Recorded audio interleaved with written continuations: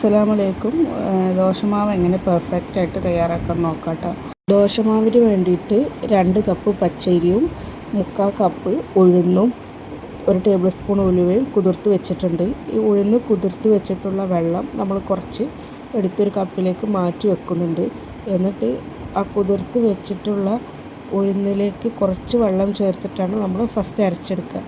അതിന് വേണ്ടിയിട്ട് മിക്സിയിലെ ജാറിലോട്ട് ഉഴുന്നും ഉലുവയും 1 നുള്ളു ഉപ്പും കൂടെ ചേർത്തിട്ട് 3/4 കപ്പ് ഉഴുന്നും 1 ടേബിൾ സ്പൂൺ ഉലുവയാണ് ചേർക്കുന്നത്. അതിൻ്റെ കൂടെ 1 നുള്ളു ഉപ്പും കൂടെ ചേർത്തിട്ട് നല്ല പേസ്റ്റായിട്ട് അരച്ചെടുക്കുമ്പോൾ നമ്മൾ നേരത്തെ മാറ്റി വെച്ചിട്ടുള്ള വെള്ളത്തിൽ തന്നെ അരച്ചെടുക്കാൻ ശ്രദ്ധിക്കുക. മാവ് പെർഫെക്റ്റായിട്ട് പൊങ്ങി വരാൻ വേണ്ടിയിട്ടാണ് നമ്മൾ ഉഴുന്ന് കുതിർത്ത് വെച്ച വെള്ളത്തിൽ തന്നെ അരച്ചെടുക്കണം എന്ന് പറയുന്നത്. ആ വെള്ളം മാറ്റി വെച്ചത് അതിന് വേണ്ടിയിട്ടാണ്. കുറച്ച് വെള്ളത്തിൽ ഫസ്റ്റ് അരച്ച് കിട്ടിയിട്ടുണ്ട്. പിന്നെ അതിൽ കുറച്ചും കൂടെ വെള്ളം ചേർത്തിട്ട് നല്ല പേസ്റ്റ് പരുവത്തിൽ ഒന്നും കൂടെ നന്നായിട്ടൊന്ന് അരച്ചെടുക്കുക. ഇപ്പോൾ നല്ല പെർഫെക്റ്റായിട്ട് അരച്ച് കിട്ടിയിട്ടുണ്ട്. ഇത് നമ്മൾ ഇനി ജാറിൽ നിന്നും ഒരു പാത്രത്തിലേക്ക് മാറ്റിയിട്ടുണ്ട് മാവ്. ഇനി അടുത്തതായിട്ട് ഇത് ജാറിൽ തന്നെ അരി അരച്ചെടുക്കണം. അരി അരച്ചെടുക്കുമ്പോൾ അരിയുടെ കൂട്ടത്തിൽ കുറച്ച് 1 കപ്പ് ചോറും കൂടെ ആഡ് ചെയ്യുന്നുണ്ട്. ചോറും 1 നുള്ളു ഉപ്പും കൂടെ ചേർത്തിട്ട് അരി ഇതുപോലെ നല്ല പേസ്റ്റായിട്ട് തരിതരിയൊന്നും ഇല്ലാണ്ട് അരച്ചെടുക്കുക. ഇനി ഇതിൻ്റെ കൂടെ ബേക്കിംഗ് പൗഡർ ഉണ്ടെങ്കിൽ ബേക്കിംഗ് പൗഡറോ ബേക്കിംഗ് സോഡയോ ഓപ്ഷണലായിട്ട് ചേർക്കാവുന്നതാണ്. ഞാനിപ്പോൾ ചേർക്കുന്നത് 1 നുള്ളു ബേക്കിംഗ് പൗഡർ ആഡ് ചെയ്യുന്നുണ്ട്. വേണമെന്നില്ല, ചിലർ ബേക്കിംഗ് സോഡയാണ് യൂസ് ചെയ്യാറ്, ചിലർ ബേക്കിംഗ് പൗഡർ. ചിലർക്ക് അതിൻ്റെ ടേസ്റ്റ് ഇഷ്ടമില്ലാത്തതുകൊണ്ട് വേണ്ടാന്ന് വെക്കും. അത് ഓപ്ഷണലാണ്, വേണമെന്നുണ്ടെങ്കിൽ ചേർക്കാവുന്നതാണ്.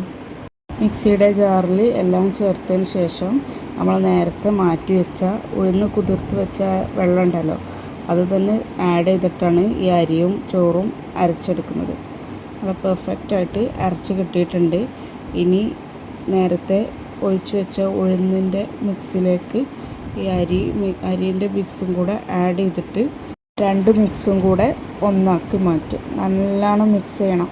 മിക്സ് ചെയ്യുമ്പോൾ കുറച്ച് അത്യാവശ്യം ഇപ്പോൾ ഉഴുന്നിൻ്റെ മിക്സ് അത്യാവശ്യം കട്ടിയിലാണ് നിൽക്കണം. അപ്പോൾ ഞാൻ ഈ മിക്സിയുടെ ജാറൊന്ന് ചുവറ്റി കുറച്ച് വെള്ളത്തിൽ ജാറൊന്ന് ചുവറ്റി ഒഴിച്ചിട്ട് നന്നായിട്ടൊന്ന് മിക്സ് ചെയ്തിട്ട് പാകത്തിന് ദോശമാവിൻ്റെ പരുവത്തിൽ ആക്കിയെടുക്കുന്നുണ്ട്. കറക്റ്റ് നന്നായിട്ട് കൈ വെച്ചിട്ട് ഒരു 10 മിനിറ്റോളം നന്നായിട്ട് മിക്സ് ചെയ്തിട്ട് വേണത് മാറ്റി വെക്കാൻ. മിനിമം ഒരു 8 മണിക്കൂറെങ്കിലും നന്നായിട്ട് റെസ്റ്റ് ചെയ്യാൻ വെക്കണം. മാവ് നന്നായിട്ട് പുളിക്കുന്നതിന് വേണ്ടിയിട്ടാണ് മിനിമം 8 മണിക്കൂറെങ്കിലും നമ്മൾ വെക്കണം എന്ന് പറയുന്നത്. ഇപ്പോൾ മാവ് നന്നായിട്ട് മിക്സായിട്ട് കിട്ടിയിട്ടുണ്ട്. ഞാൻ ഏകദേശം 10 മിനിറ്റോളം നന്നായിട്ട് മിക്സ് ചെയ്തിട്ടുണ്ട്. 1/4 ഭാഗമുണ്ട് ഈ മാവ്. ഇതിന് പൊങ്ങി വന്നാൽ രാവിലെ എങ്ങനെയാണെന്ന് കാണിക്കാം. ഇപ്പോൾ കണ്ടില്ലേ, നല്ലതായിട്ട് പൊങ്ങിയിട്ടുണ്ട്. പൊങ്ങി കുറച്ച് ഒഴിച്ച് പോയിട്ടുണ്ട് രാവിലെ നോക്കുമ്പോൾ. ഈ പാത്രത്തിൻ്റെ 3/4 ഭാഗം മാവായിരുന്നു ഉണ്ടായിരുന്നത്. ഇത് പൊങ്ങിയിട്ടാണ് ഇത്രയായത്. ഇപ്പോൾ നമുക്ക് കാണുന്നുണ്ടാവും. നമ്മൾ ഇളക്കി നോക്കുമ്പോൾ തന്നെ 1 നുള്ളു പഞ്ചസാര ചേർത്തിട്ട് ഇളക്കി നോക്കുമ്പോൾ തന്നെ നന്നായിട്ടൊന്ന് പെർഫെക്റ്റായിട്ട് കിട്ടിയിട്ടുണ്ട്. ഇഡ്ഡലിക്കും ദോശക്കും പറ്റിയ പെർഫെക്റ്റ് മാവായിട്ട് തന്നെ കിട്ടിയിട്ടുണ്ട്. ഇനി മാവ് വെച്ചിട്ട് ഞാൻ തട്ടുദോശയാണ് ചെയ്തെടുക്കുന്നത്. ഇപ്പോൾ ഫ്രൈ പാൻ നന്നായിട്ട് ചൂടായി വരുമ്പോൾ ഒരു തവി മാവ് ഒഴിച്ചിട്ട് ജസ്റ്റ് ചെറുതായിട്ടൊന്നിങ്ങനെ പരത്തി കൊടുക്കുക. അധികം നൈസായിട്ട് പരത്താതെ കുറച്ച് കട്ടിയിൽ ചെറുതായിട്ടൊന്ന് പരത്തിയെടുക്കുക. എന്നിട്ട് നെയ്യ് ഉണ്ടെങ്കിൽ ഓപ്ഷണലാണ്, വേണമെന്നുണ്ടെങ്കിൽ നെയ്യ് ചേർക്കാവുന്നതാണ്. നെയ്യ് ചേർത്തിട്ട് മറിച്ചെടുക്കുക. അല്ലെങ്കിൽ കുറച്ച് ബബിൾസ് വരുമ്പോൾ ജസ്റ്റ് ഒന്ന് മറിച്ചിട്ടിട്ട് വേവിച്ച് എടുക്കുക. ഈ മാവിൽ തന്നെ കുറച്ച് റാഗി പൗഡർ ചേർത്തിട്ട് ഞാൻ റാഗി ദോശ തയ്യാറാക്കി എടുക്കാറുണ്ട് കുട്ടികൾക്ക് വേണ്ടിയിട്ട്. അപ്പോൾ ഇന്നത്തെ വീഡിയോ ഇത്രേ ഉള്ളൂ. നല്ല സോഫ്റ്റ് ആയിട്ടുള്ള തട്ടുദോശ കിട്ടിയിട്ടുണ്ട്.